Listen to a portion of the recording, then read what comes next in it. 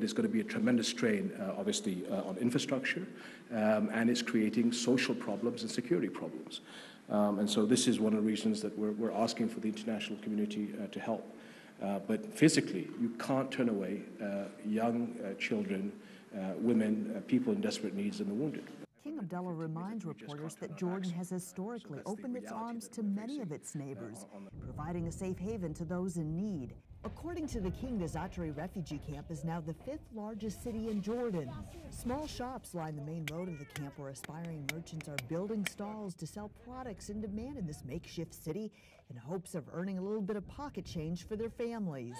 Entrepreneurs are selling everything from adapters to orange Slurpees and cotton candy. Just about everyone we've spoken with here in the camp says they're grateful Jordan has kept its borders open. But many say they're unhappy with the conditions here in the camp, and some are trying to return to Syria. 30-year-old Abu Muhammad, who says his family fled bombings and air attacks, wants to return as soon as his wife receives needed medical treatment following the birth of their son. He believes the area they fled is no longer under attack. He describes conditions in the camp as miserable. We're drinking water that we have no idea about, he says. Salty water, yellow water, it's miserable. UNHCR officials say the 3.5 million liters of water that is delivered to the camp daily is safe and provides a sufficient supply of water for the camp's population. The water is safe and it's drinkable. It's good quality of water. However, it can happen that during the transport, dust gets into the water tank. That's possible. But generally, water quality is tested on a daily basis, and it's good. 47-year-old Ibrahim says she fled Dara 20 days ago with her 8 children, bringing just the clothes they could carry. She says today marked her 6th attempt to try to leave Jordan, but she says she was unable to board the bus to the border during a process she describes as chaotic.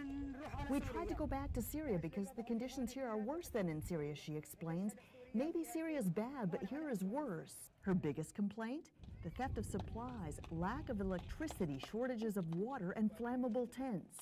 A group of men show us a patch of ground where they say 4 tents burned down 3 days ago. The recent number of fires in the camp, some intentionally set, are of concern to many people we spoke with.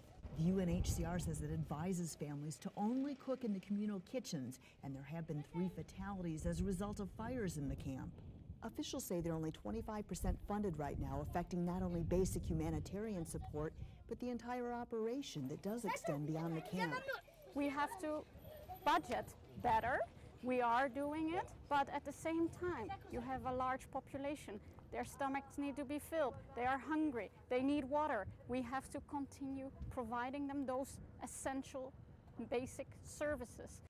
Those living outside of Za'atari say they also face challenges.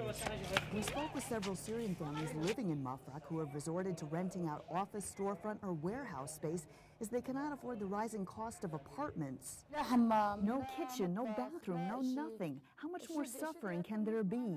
23-year-old Khalid, who is from Homs, is living with her husband and 3 children in this cement room with no windows or plumbing.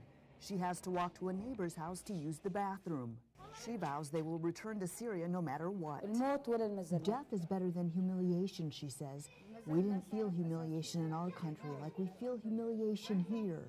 Despite her determination to leave Jordan, the continuing violence means the numbers fleeing into Jordan will most likely increase. While Jordanians living in Mafraq say it's definitely placing a strain on resources and driving up costs, residents like Jihad Ahmed echo the king's sentiments that Jordan must continue to allow those seeking refuge shelter here in the kingdom. If somebody comes to your house, he explains, you cannot tell him to leave.